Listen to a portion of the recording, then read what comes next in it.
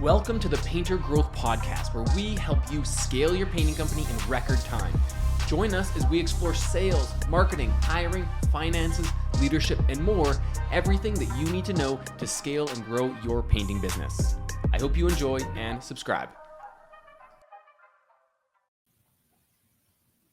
What is up, everybody? Mike Orhickman here, founder of paintergrowth.com, and you're listening to the Painter Growth Podcast with Mr. Zach Tanner. This is going to be a great one, guys. You really want to stick around.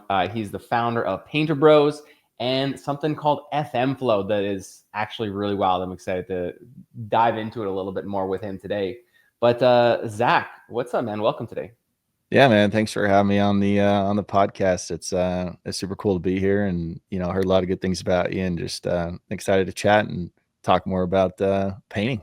Yeah, let's have some fun. So to bring it all the way back, so you founded a franchise called Painter Bros. How many locations do you guys have now?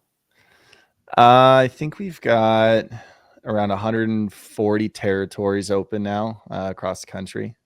It's wild. It's growing every week. How many operators with those territories? We're rounding the corner on 50. Whew. There we go, man. That's busy. Yeah. That's sick. Congrats. Thank you. And with this growth, I mean, you originally were on the tools.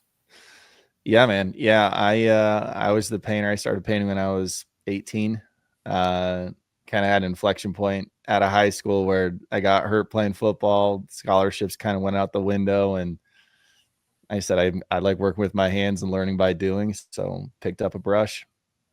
Yep, just like that. Just I right out of high school. Right out of high school, man. Yeah, 18. My uncle ran a painting company with his business partners. Another national one you might have heard of it. It's called 5 Star Painting. They started that in Canada, so I got a little plugged in with that. But wanted to chart my own course. That's awesome.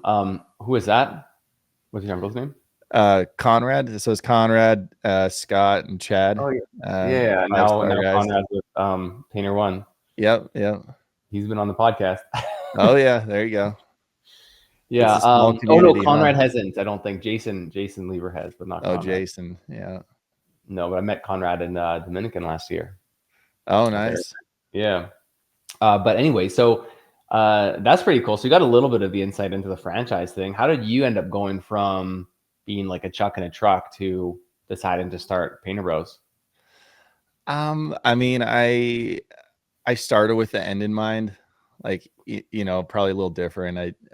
I started painting because I was like, I want to have the best painting company out there, and I wanted a franchise, and I wanted to build into that national model. And starting with painting houses is kind of what everyone starts with, right? Like, it's the lowest hanging fruit, easiest to attain.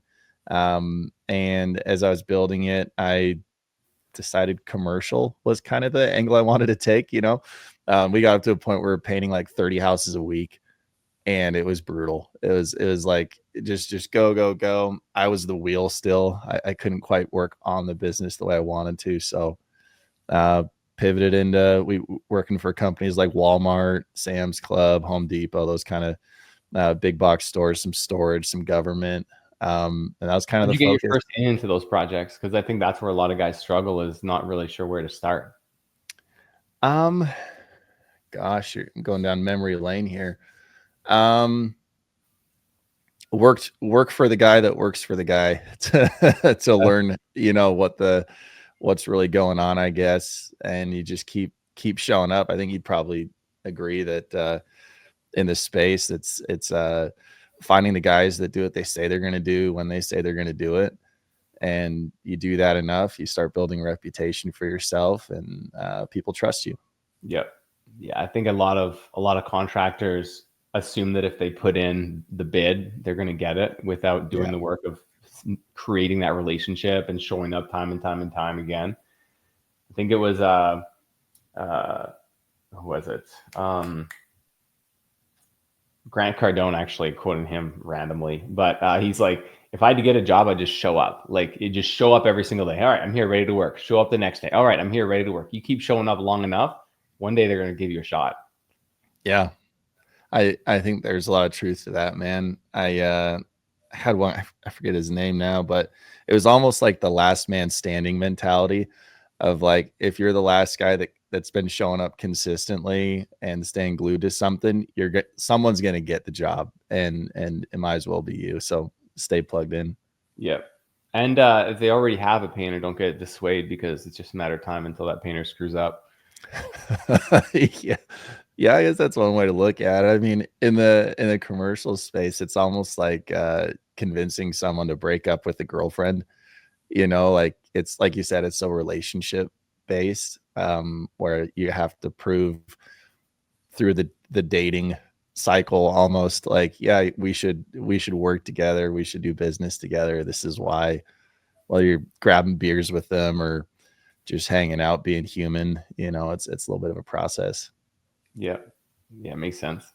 So you decide to pivot away from residential, 30 homes a week. That's a lot of logistics, a lot of Yeah, fires. a lot of gray hair, dude. Yeah. So you move into commercial. What next on the story? um well, I first thought that commercial, like regional and national accounts, was working for companies like Jones Lang LaSalle, MCOR, CBRE, those type of groups, and we got in with them. I was 24. So the company is doing like, $5 million or so, and I want to take that next step. And those guys would subcontract me down these national contracts to manage portfolio, or they call them fleets of facilities, across the country. And I'd get them at what I learned was a very discounted rate of what they were actually billing. So did that for like a year and a half, got closer to the goal of working on the business and not in the business. But at the end of the day, I didn't feel like I had the secret sauce or enough margin to share with a franchise organization yet. I needed that extra piece of the pie going direct. So parted ways with those middlemen companies, and started pushing direct relationships. Yep. Now, how did you take this business? So you built what many would classify as a successful painting business, right? High into the 7, approaching 8 figures. What made you decide to shift from that to franchising? Um, it was more of I needed to feel like I could provide value to a franchise organization without just, doing what the other companies did, for lack of better words, like a opportunity in a box. I kind of struggled with that. I wanted to provide real value in the form of jobs to franchisees. And so when I was like 27, yeah, 27, 4 years ago, I'm 31 now. I know I look like I have more street years on me, but it's the hours. But yeah, so 27, started working direct with these bigger companies, would get bigger POs, and they were all over the country. And so I said, all right, we're ready to franchise. I'd already set up like 5 corporate locations. There's like Vegas, Phoenix, Utah, Portland, Oregon, Medford, Oregon. You have decent Um, operators in those locations? I did, and that was just a kind of my test. Like, I wanted to test the markets out, make sure my plan would work. We've since plugged in franchisees after that, but yeah, once we franchised, we were able to use franchisees to fulfill projects, and then train them how to do the same thing. Go get national account customers, send jobs to other franchisees, and kind of create our own ecosystem that way. And so, yeah, that was At what turning point. level? At what level, like number of corporate? Because I think that's the right strategy for a lot. I mean, there's a lot of people who want to start franchises who just have no idea what it takes. You hear that from so many guys who come have a little bit of success and are like, I want to start a franchise. I want to Yeah. franchise this. It's like, chill out, bud. You just booked your first 50K job. Yeah, pump the brakes. Yeah. But what level would you say someone would have like a good shot of being successful with a franchise? Like that 5 corporate location, like that feels like the right size test.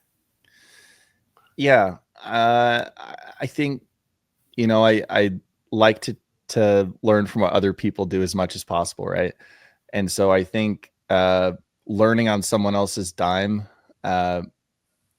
can create, friction and issues and struggles with growth, right? So I think that proving out initial concept on your own first, whether it's the way I did it or maybe another way to do it, but growing out some regional presence, I think is the right way to do it. So you can tell someone, this is what I did in these different markets, not just in like one siloed market where I landed a $50,000 job and I've got the secret sauce to painting, Yeah.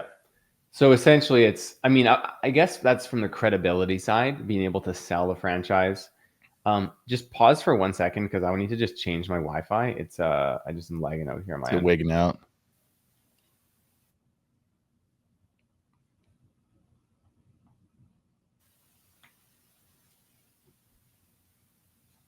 We back? Yeah. I can see and hear you this whole time. Okay. You were just like, I'm not sure if it's on my end, but it like feels like it's not super steady. Anyway, so that's from the street cred, the credibility side of like showing franchisees what you can potentially do. It's like, hey, before I sell you a $50,000 or an $80,000 franchise, here's what I've actually accomplished. How about from the operational chop side of things? Like as the founder, you need to have the systems, the SOPs and the documents, not just the SOPs that ChatGPT gave you, which you didn't have at the time, but now you can sit with ChatGPT for a day, rip out every SOP. That's not going to be the one that actually works. What level of operational excellence did you need to achieve before, or would you recommend someone get into before they decide to take that leap? That's a big question. I think what I learned is it starts with setting the right expectation for yourself, that your first SOP isn't going to be your last SOP. It's a breathing document. It's ever changing because you don't know what you don't know. And so, getting as much structure as humanly possible is super important.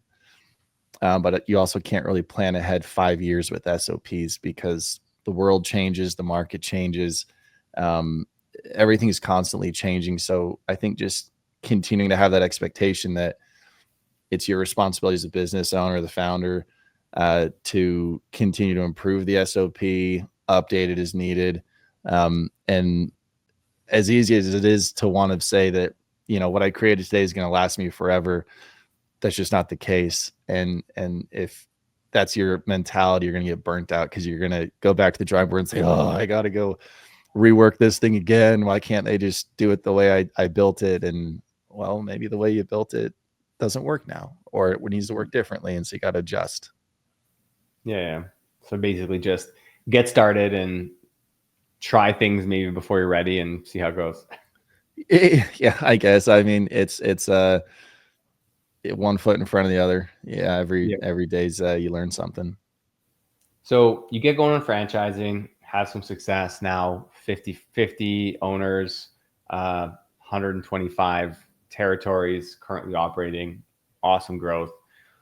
What's made, what's like the biggest or top 2 or 3 lessons that you've learned since starting and scaling up Painter Bros?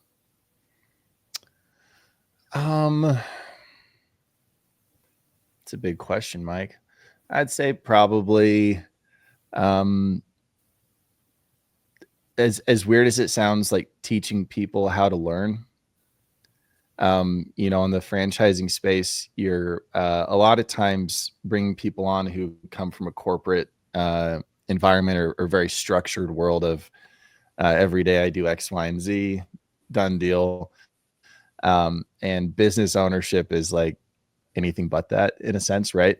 It's being willing to pivot, adjust, overcome, persevere. And so I think what I learned is almost a new coaching style or methodology to being able to help people acclimate to that new persona that they're stepping into. And there's been a lot of joy in it, seeing people where they start versus where they are right now. A few years into it, it's pretty cool. So that's probably one of the bigger ones. Other one is staying fluid. you know, when we're growing, like I'm 31, so there's a lot I don't know still. And so I continue to try and surround myself with people that know a lot more than me. And I think just staying open to, hey, someone's done this before, potentially, you know, listen to them. They might have a really good idea, hear them out, grow with them, help them, let them help you grow, kind of thing. So I know that's kind of a long thought vomit Yeah. of an explanation, but hopefully that makes sense. Yeah, I get that. It's kind of like teaching people to learn, which is a huge thing. I mean, we go through that every single day. Um, and then the being able to see the transformations that people have, which is obviously super fulfilling, and then staying open to learning and changing, not being stuck in your ways. I think those are awesome. Yeah.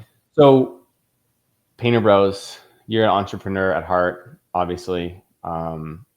Now you got bored, so you started a new. I wouldn't say that. Why do you? What is FM Flow, and why did you decide to start something new? um, I think, well, I guess to rewind a little bit, some entrepreneurs are built out of like necessity, you know, like there's a need to grow, like um you see a need, fill a need type of deal. Um, and I think with FM Flow, I started building the tech almost 6, 7 years ago. And I'm not like a tech guy. I just wanted something that I could have maybe later in life as a software company when I first started, but I needed something to help manage Painter Bros for the short term.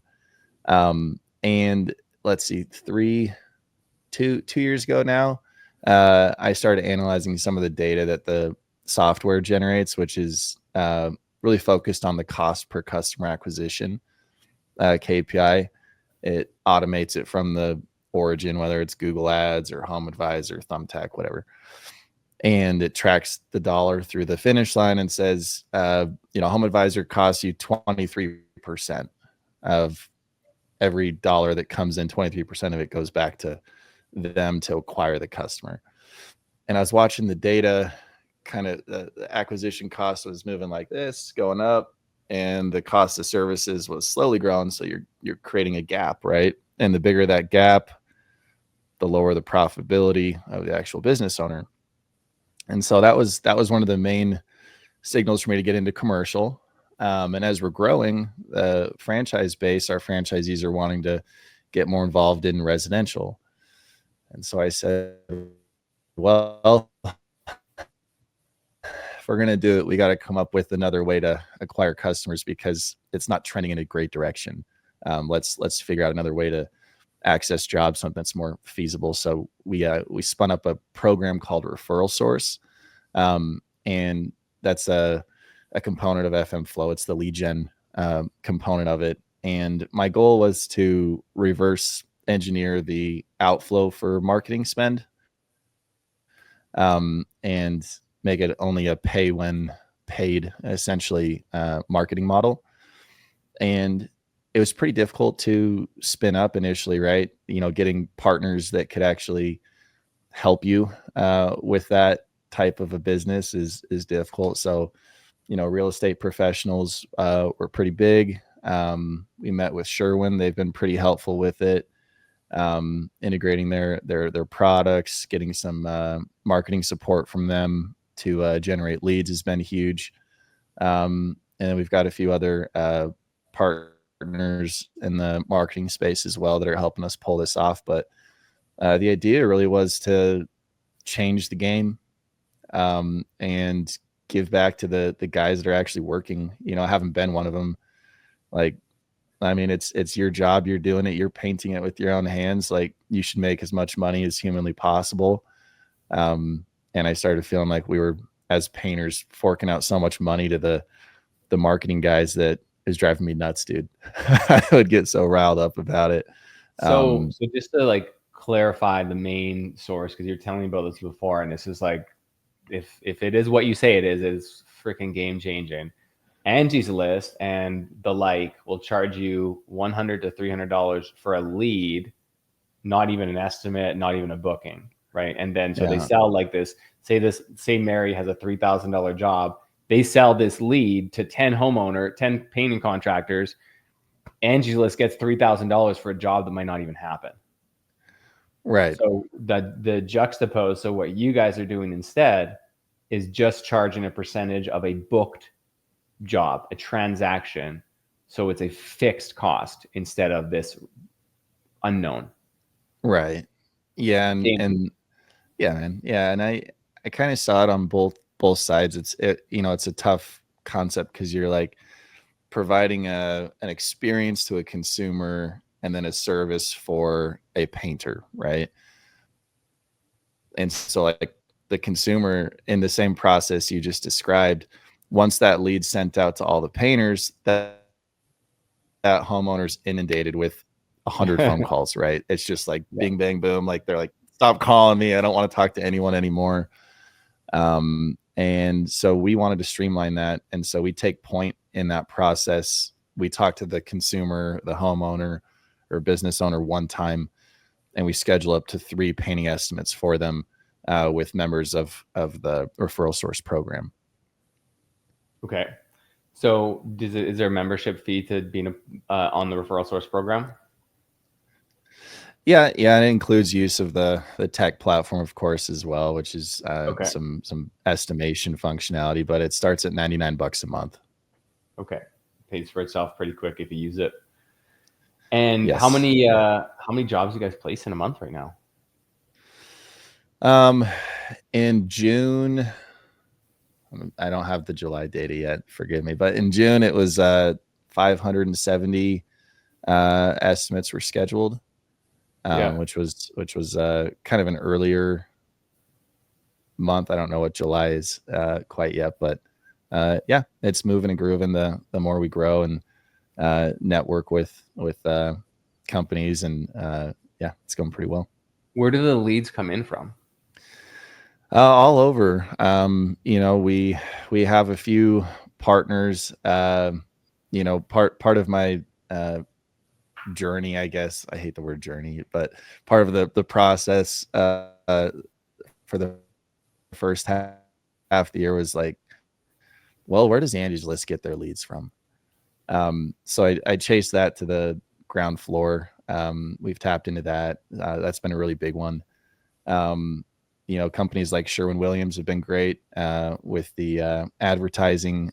So far, we've done a lot on their website, which is great. Networking with some other people has been awesome. Some other real estate professional groups have also been pretty influential. So it's been more about tapping into existing platforms that generate leads without paying any money for it. Like not running paid ads. Right. Yeah, like who already help capitalize on that?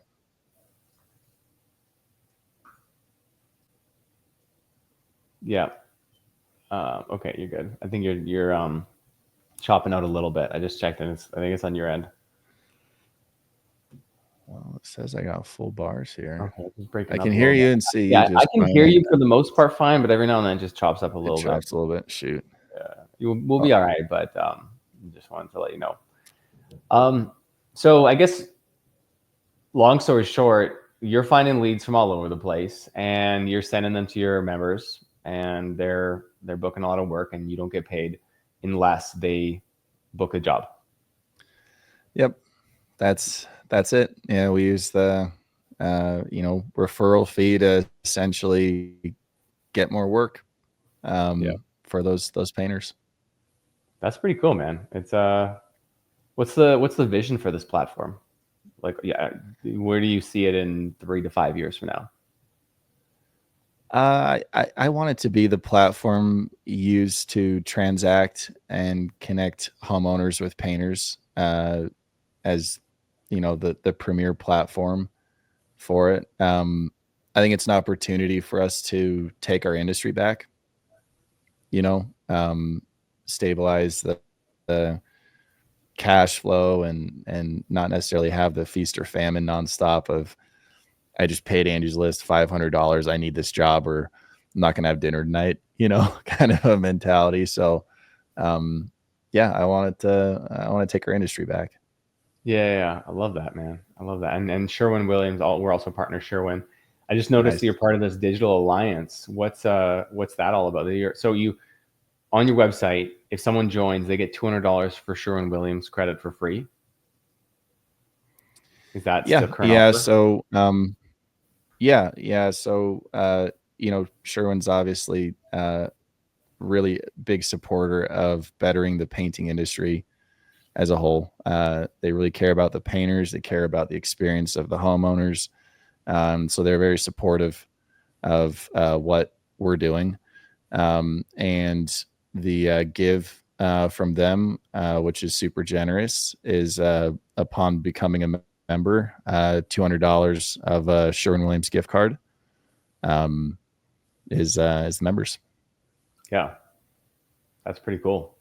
And then I saw this Sherwin Williams Digital Alliance, and then I went and Googled it, and you're right there on the Digital Alliance, which is pretty awesome. How did you swing that, and what kind of upside or what kind of value have you seen as being partnered with Sherwin at this level?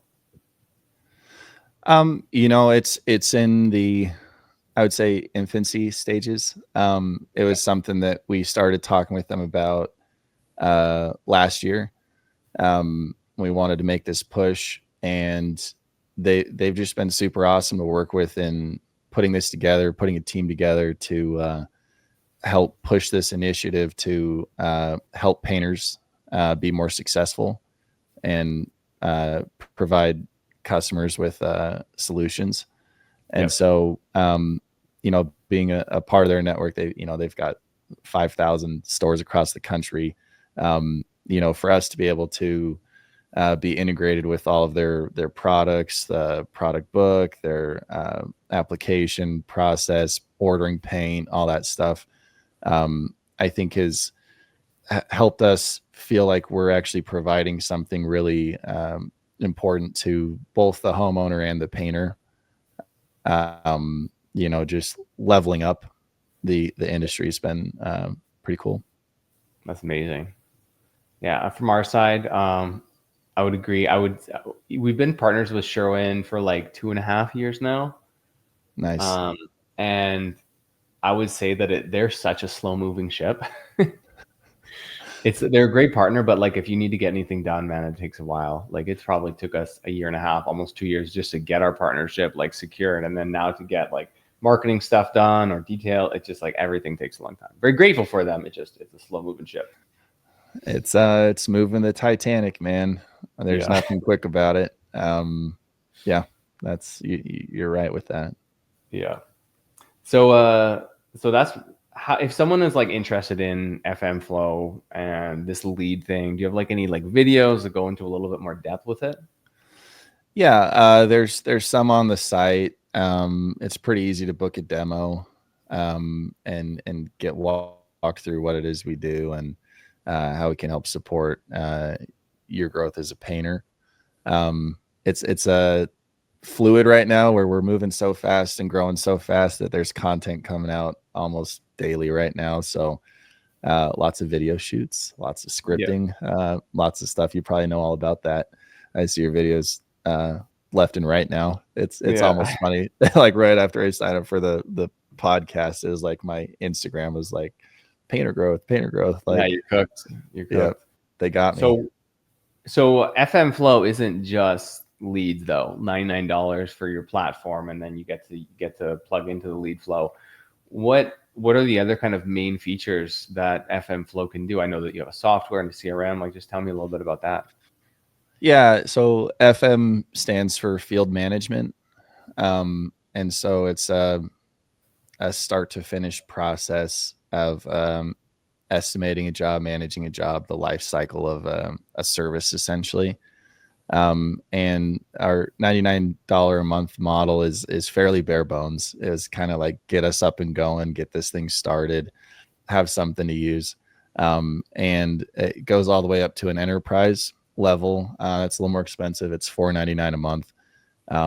But that covers a lot of KPIs, job cost management, scheduling, cost per customer acquisition table, automated invoicing, all that jazz. I mean, you could get really nerdy about it and go into all of it, but yeah, it's a robust platform to manage a painting business. Yeah. Okay. And do you have all your painter bros on it? Yeah, they have their own pretty proprietary one. Got it. That's yeah, it's been a pretty heavy lift getting it to that point, and for them, it's gonna stay, proprietary, all the bells and whistles that was built. But we did want to give something to the industry that was still usable, that wasn't so customized that you have to go to school to learn how to use it, kind of a deal. So Yeah. Yeah. Okay. And so with that $99 fee for the base version, you get the CRM, the software plus access to the lead platform. yeah, and it's estimation functionality, a ticketing system, so you can track progress of estimates and jobs. And for the referral source program, it's really not a everyone can use it type of deal. You have to go through the onboarding process. You have to have your licensing. You have to have your insurance. You have to qualify to have payments processed, right? So credit score might come into play. So our goal with that was to protect the customer, the homeowner, as well as protect the industry, and making sure that if you're competing and have a seat at the table, it's because you earned it. You're professional. You're up to a certain standard, and that gives us confidence to send you an opportunity to go close a job with Yeah. one of our customers. Yeah. Also protects your reputation too. Yeah, yeah, those painters, man, Oh man. they'll get you in trouble. I mean, the ones who listen to podcasts like this are definitely in the top 1%. Yeah, So, but yeah. there's a lot of stuff to be aware of, as everyone knows who's been on a job site. So one thing I like to do on podcasts, I do this to everyone who has something to offer on my podcast. I didn't pre-warn you about this. Oh boy. So for everyone who's listened all the way to the end, right? What is a special deal that you can give to our most dedicated followers? What's the best deal that you Oh can give? man, best deal I can give. Jeez, really putting me on the spot here, Mike. I didn't have time to think Everyone about gets it. it. You listen back to anyone. This is what they get. We're like you said, we're doing the $200 Sherwin-Williams gift card upon sign up. I guess what I could do is say we won't charge you until you get your first estimate scheduled. If you sign up, so we'll remove the risk even more and say instead of getting charged just to be a member, wait until that first estimate comes in. Let me provide some value first, and then we'll charge you for it. That's a beauty. That's awesome. I appreciate that. How does someone do that? How does someone redeem that? I'm sure you got to set something up. Yeah, I mean, I'll communicate to our sales team. I would just mention that you watch this podcast and Zach said it Okay. in your sign up, and then the sales team will know what to do. I'll put it in our Slack channel for All right. sales. Let's put a limit on that, like September 15th. Yeah, that works. Okay. Gives Cool. us Well, 30 appreciate days. that. Yeah, that's going to be helpful. And yeah, like I said, I like to do that to everyone who has something to offer on the podcast, just to keep people on their toes. Yeah, no, absolutely. I think it's cool.